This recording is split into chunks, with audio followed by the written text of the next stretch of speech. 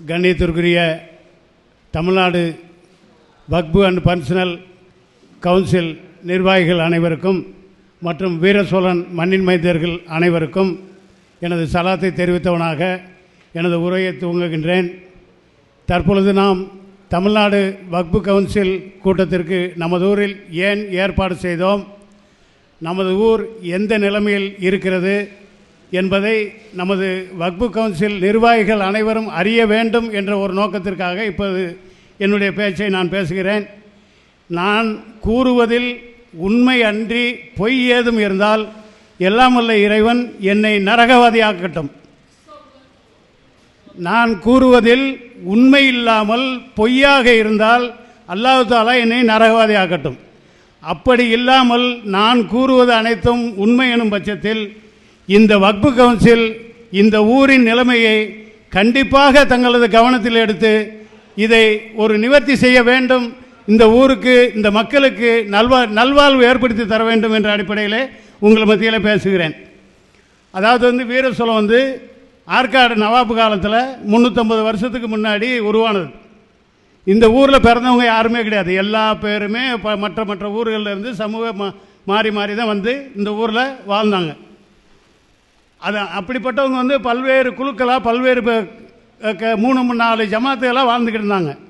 அவங்களுக்குள்ளே ஏற்பட்ட பிரச்சனைகள் அடிப்படையில் சுற்றுப்பட்டு கிராமத்து சமுதாய மக்கள்லாம் ஒன்று கூடி இந்த நிலைமை இருக்கக்கூடாது அப்படின்னு சொல்லி இஸ்லாமிய உறவின் முறை ட்ரஸ்ட் போர்டுங்கிற ஒரு அமைப்பை உருவாக்கி 1950 ஒரே ஜமாத்தாக ஒரே இயக்கமாக இந்த ஊருக்கு ஏற்படுத்தி கொடுத்தாங்க நம்மளுடைய முன்னோர்கள். இந்த ஊருக்கு 3 பள்ளிவாசல் இருக்குது. 2 பெரிய பள்ளி, சின்ன பள்ளி, ஒரு மதரசா பள்ளி இருக்குது.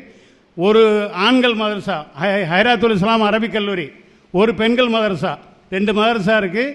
எங்கள் ஊரில் மிக பிரபலியமான ஒரு மௌலானா OM அப்துல் காதர் அவர்கள் நீடூரில் வேலை செஞ்சுட்டு இங்கே 15 வருஷமாக வேலை செஞ்சிட்ருக்காரு. எங்கள் ஊரில் குறைஞ்சது 15-20 பிள்ளைங்களுக்கு மேலே ஒரு வருஷத்துக்கு பட்டம், ஹைரியா பட்டம் வாங்கிட்டு போயிட்டுருக்காங்க. ஆணும் பெண்ணும் ஒரு 30-40 பிள்ளைங்க வாங்கிட்டு போயிட்டுருக்காங்க. ஒரு 200 பிள்ளைங்களுக்கு மேலே ஆணும் பெண்ணும் படிச்சுக்கிட்டு இருக்காங்க. இது எங்கள் ஊருடைய நிலைமை. ரெண்டாவது, எங்களுக்கு 4000 தலைக்கட்டு மொத்தம், இந்த வீரசோழத்தினுடைய மொத்த தலைக்கட்டு 4000 தலைக்கட்டு. இதில் 500 தலைக்கட்டு தான் இந்த உள்ளூரில் வாழ்கிறோம். 3500 தலைக்கட்டு சென்னை, கும்பகோணம், திருச்சி இப்படியான கிளை நிர்வாகங்களை வச்சு வாழ்ந்துக்கிட்டு இருக்காங்க. இது போக உலக நாடுகளில் கேரளா நாயர் சொன்ன மாதிரி சந்திரமண்டலத்தோட வீரசோழத்துக்காரங்க இருக்காங்க. அந்த அளவுக்கு வீரசோழத்தினுடைய மக்கள் உலகமெங்கும் வியாபாரிச்சிருக்காங்க. அடுத்தபடியாக எங்கள் ஊருக்கு 1967 இஸ்லாமிய உறவுமுறை ட்ரஸ்ட் போர்டு நிர்வாகம் தேர்தல் மூலயமா, மறைமுக வாக்குச்சீட்டு மூலயமா, தேர்தல் மூலயமா நடந்துக்கிட்டு இருந்து 2009 வரைக்கும் கிட்டத்தட்ட 45-50 வருஷம் இந்த ஒருங்கிணைந்த இஸ்லாமிய உறவுமுறை ட்ரஸ்ட் போர்டு உருவான பின்னாடி 1956 பெர்ஃபார்மா எனும் சட்டத்திட்டங்களை ஏற்படுத்தி இந்த ஊருக்கு முன்னோர்கள் கொடுத்த பின்னாடி பஞ்சாயத்து போர்டு எலெக்ஷன் 67 தான் வந்திருக்கு. அதுக்கு முன்னாடி பஞ்சாயத்து போர்டு எலெக்ஷன் கிடையாது. அது நியமனமாக தான் எடுத்திருக்காங்க. அப்போ 67 பஞ்சாயத்து போர்டு எலெக்ஷன் வந்தப்போன்னு எங்கள் இஸ்லாமிய உறவுமுறைக்கும் தேர்தல் மூலியமாகவே எடுத்திருக்காங்க. அப்போ எடுத்து வந்தவங்க 2009 வரைக்கும் அந்த தேர்தல்னால் இப்போ எதிரணி 10 பேர் வருவாங்க, ஆளுமணி 10 பேர் வருவாங்க, எதிரணி 7 பேர் வருவாங்க. இந்த மாதிரியான ஒரு நிலைமையில் இருந்துச்சு. இந்த 2009ஆம் வருஷம் முழுக்க 17 பேர் ஒரே அணியாக ஜெயிச்சு வந்தாங்க. இதுதான் நாங்கள் செஞ்ச பாவம். அது இந்த 17 பேர் ஜெயிச்சதில் நானும் ஒருத்தன். 17 பேர் ஜெயிச்சு 2009 நிர்வாக சபை முடியும் போது 2010ஆம் ஆண்டு நிர்வாக சபை ஆரம்பிக்கிற டயத்தில் எங்களுடைய மேல் சபைன்னு ஒன்று உருவாக்கிட்டோம். அந்த 2009 காலகட்டத்தில் மேல் சபைன்னு ஒன்று உருவாக்கிட்டோம். மேல் சபை உருவாக்கி இப்போ தேர்தல் வேணாம், 3500 தலைக்கட்டு வெளியில் இருக்குது, 500 தலைக்கட்டு தான் உள்ளூரில் இருக்குது, நம்மளுக்குள்ளே தேர்ந்தெடுத்து ஒருமிச்ச இதுக்கு போய்க்கிடுவோம் அப்படின்ற ஒரு அடிப்படையில் ஒரு 2 வருஷத்துக்கு இதை எக்ஸாம்பிள் பார்ப்போம் அப்படின்னு சொல்லி ஆரம்பித்தோம். கரெக்டாக 2 வருஷம் கரெக்டாக ஓடிச்சு. 2 வருஷம் ஓடிச்சு. அந்த அடுத்த கட்ட நிர்வாகத்துக்கு நான் இல்லை, நான் கேரளா போயிட்டேன். இங்கே மீண்டும் நியமனமாக எடுத்துட்டாங்க. அந்த 2வது நியமன முறை எடுத்தாங்க பார்த்தீங்களா, அதில் இருந்து ஆளுமையும் அயோக்கியத்தனமும் அரங்கேறிய காலம் 2012 முதல். 2012 இப்போ நம்ம உள்ளூர்வாசிகள் அவ்வளோ பேருக்குமே கேட்குறேன். இப்போ நான் சொல்கிறத ஆமாம் இல்லைங்கிறத சத்தமிட்டு சொல்லுங்கள். உள்ளூரில் யாரெல்லாம் பிடிக்கலையோ, இப்போ என்னை பிடிக்கல அப்படின்னா ஏதாவது ஒரு காரணத்தை காட்டி அவனை வந்து தொழிலை கெடுக்கிறதே இந்த நிர்வாகத்துடைய வேலை. தொழிலை கெடுக்கிறது, கடையை காலி பண்ணுறது, அவனை நடுத்தரில் நிப்பாட்டுறது, இதுதான் இந்த நிர்வாகத்துடைய வேலையாக இருக்குது. 2012 சைக்கிள் கடை ரஹீம் கடையை துடிக்க காலி பண்ணாங்க. உண்டா இல்லையா? சத்தமாக சொல்லுங்க. 2013 உப்புக்கார யாசின் கடையை துடிக்க காலி பண்ணாங்க. உண்டா இல்லையா? 2013. அடுத்தபடியா 2015 டிஎன்டிஜே அகமது அவன் அந்த டிஎன்டிஜே கடையை அதாவது வந்து அந்த ஒரு இயக்கத்தை இந்த ஊருக்கு கொண்டு வர்றதுக்கு காரணமே அந்த கடையை காலி பண்ணது தான். உண்டா இல்லையா? 2015 பின்னாடி 2020 உடக்காச்சை யூராய் வந்து இதில் பஞ்சாயத்து போர்டு எலெக்ஷனுக்கு நின்றார். அப்போ இவங்க அன்னபோஸ்டாக அவரை அறிவித்தாங்க. இதுக்கிடையில் அவருக்கும் நிர்வாகத்துக்கும் கருத்து வேறுபாடு வந்துருச்சு. அன்னபோஸ்டாக அறிவித்தாங்க. தேர்தலை வந்து நிர்வாகம் தள்ளி வச்சிருச்சு. தமிழ்நாடு அரசு தள்ளி வச்சிருச்சு. தள்ளி வச்சோன்னே அடுத்த கட்ட நிர்வாகத்துக்கு அவர் வர்றதுக்குள்ளே அவருக்கும் நிர்வாகத்துக்கும் கொஞ்சம் குளறுபடிகள் வந்துருச்சு. அவர் பண்ண சம்பந்த வழிகளில் குளறுபடி வந்துருச்சு. உடனே என்ன பண்ணாங்க, இவங்க எலெக்ஷனுக்கு வேறு ஆள் அறிவித்தாங்க. அப்போ அவர் வேறு ஒன்றுமே கேட்கல.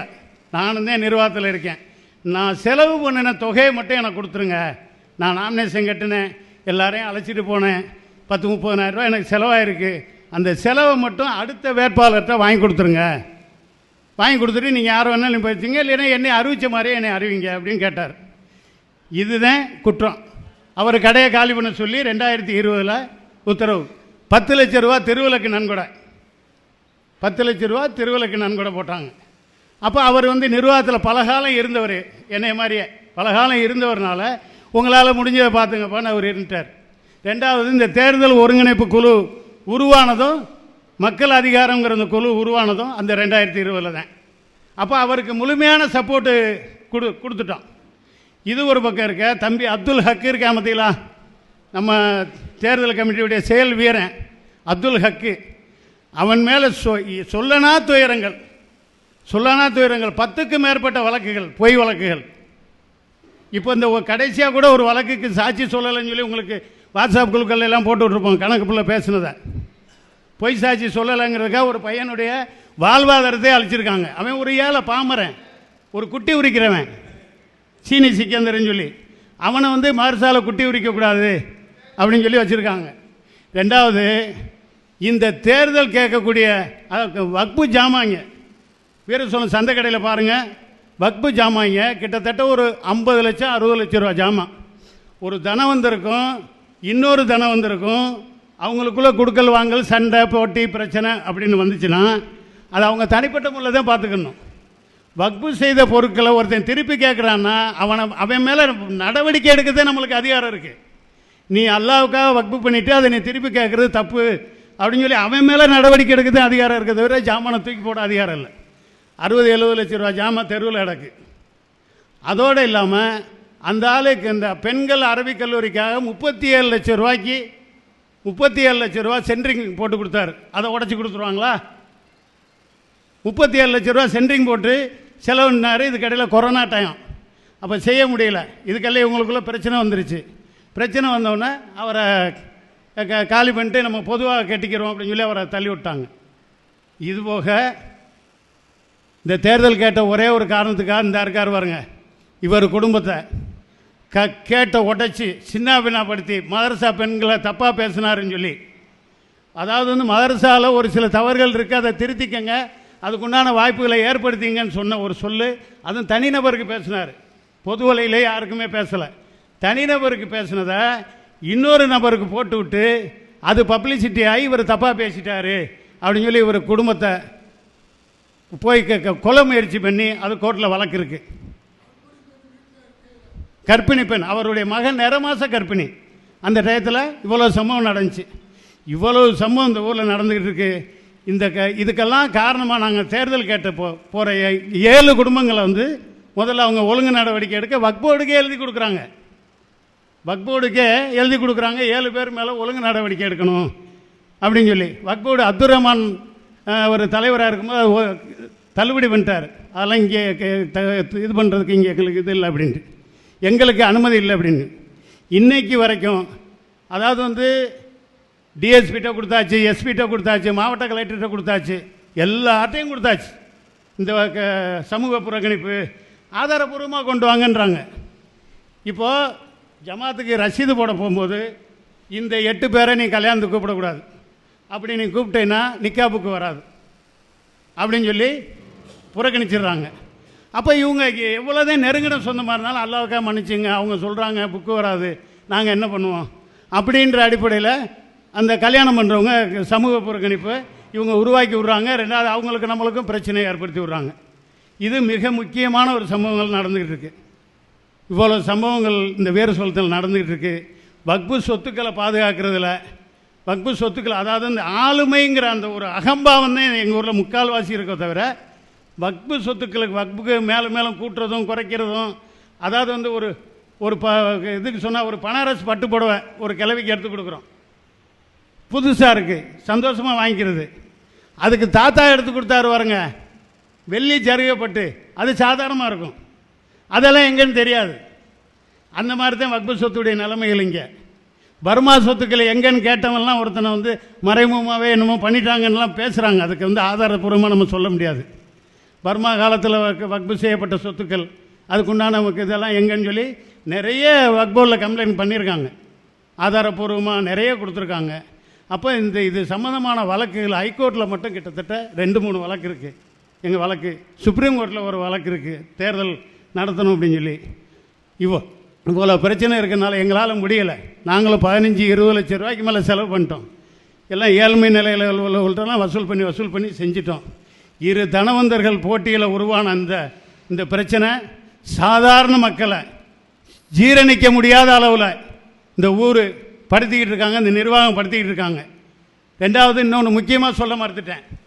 இப்போது ஒரு தனவந்தர் வந்து ஒருத்தர்கிட்ட சொத்து வாங்குறாரு. அண்ணன் தம்பி 2 பேர்.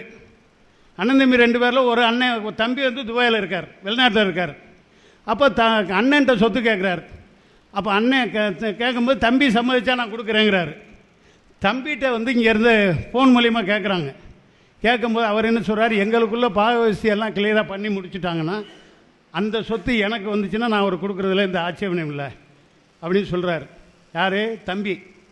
அவர் சொன்ன அந்த வார்த்தை இங்கே கொடுக்க ஆட்சேபனை இல்லைன்னு சொல்லிட்டார்ல, எழுது ஜமாத்து லெட்ரு பேர்லன்னு சொல்லி இந்த சொத்தை அவர் விற்க சம்மதிக்கிறாருன்னு சொல்லி சப்ரீசர் ஆஃபீஸுக்கு எழுதி கொடுத்துட்டாங்க. எழுதி கொடுத்து அவர் அந்த சொத்தை வாங்கிடுறார் அந்த தனவந்தர்.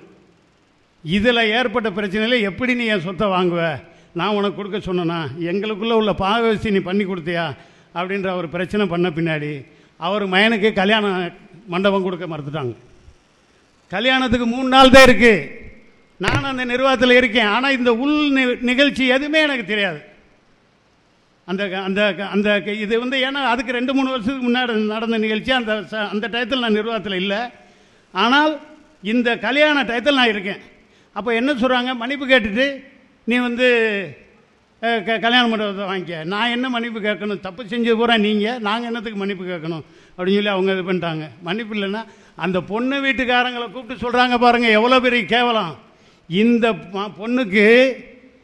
பொண்ணுக்கு இதே மேடையில் நாங்கள் வேறு மாப்பிள்ளையை அரேஞ்ச்மெண்ட் பண்ணுறோம், நீ இந்த மாப்பிள்ளைக்கு கொடுக்காத அப்படின்னு சொல்லி சொல்கிறாங்க. பொண்ணு வீட்டுக்காரர் உறுதியாக இருந்து அந்த மாப்பிள்ளைக்கே கல்யாணம் முடிச்சு வச்சார். 3 நாளில் மெட்ராஸில் போய் அவதியாக வேறு மண்டபத்தை பிடிச்சி அவங்க கல்யாணம் முடிச்சு வைக்கிறாங்க.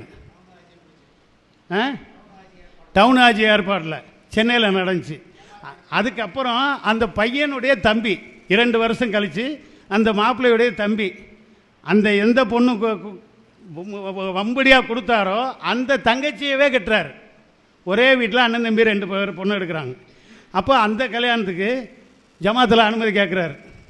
நீங்கள் வந்து எங்கள் அண்ணன் காலத்தில் நடந்ததை விட்டுருங்க, இப்போ எனக்கான கல்யாணம் நடக்க போகுது, முறையாக நீங்கள் கொடுக்கும்போது மன்னிப்பு கேட்கலாம் கொடுக்க மாட்டோம் அப்படின்றாங்க. அப்போ நாங்கள் இந்த தேர்தல் கமிட்டியை உருவாக்கிட்ட பின்னாடி நாங்கள் ஆட்டோமேட்டிக்காக வக்பு மூலியமாக அவரை அனுப்பிச்சி விட்டு அதுக்குண்டான வழிமுறை பண்ணோன்னா வக்போர்டு தலையிட்டுச்சு, மண்டபம் கொடுத்தாங்க, கல்யாணம் நடந்துச்சு.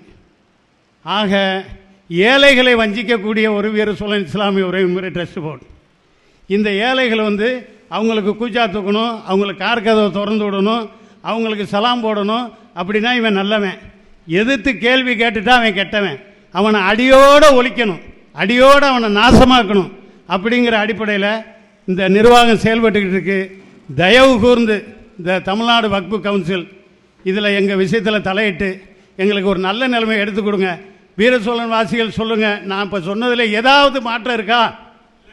ஏதாவது தவறாக நான் சொல்லியிருக்கேனா? அல்லாஹ் மிகப்பெரியவனாக இருக்கான், மிகப்பெரியவனாக இருக்கான். நான் எந்த ஒரு தவறுதலும் சொல்லலை, நடந்த நிகழ்வுகளை சொல்கிறேன். இதில் மிகப்பெரிய ஒரு பிரச்சனை என்னென்னா, இந்த சமூக புறக்கணிப்பு பண்ணணும்னா இவங்க தேர்தல் கேட்குறத விட்டுருவாங்க அப்படிங்கிறது அவங்களுடைய நோக்கம். ஏன்னா இது பெருசு அது பெருசானா இதுதானே பெருசு. கல்யாணத்தில் போய் தேங்காய் சோறு திங்கணும், சொந்த பந்தத்தை பார்க்கணும், இதுதான்டா பெருசு, அவன் தேர்தல் பெருசு இல்லை அப்படிங்கிறது அவங்களுடைய நோக்கம். எல்லாம் தெரிஞ்சுங்க. இன்ஷா அல்லாஹ் எனக்கு இந்த இவ்வளோ நேரம் பேச வாய்ப்பு கொடுத்தீங்க, அல்ஹம்துலில்லாஹ்.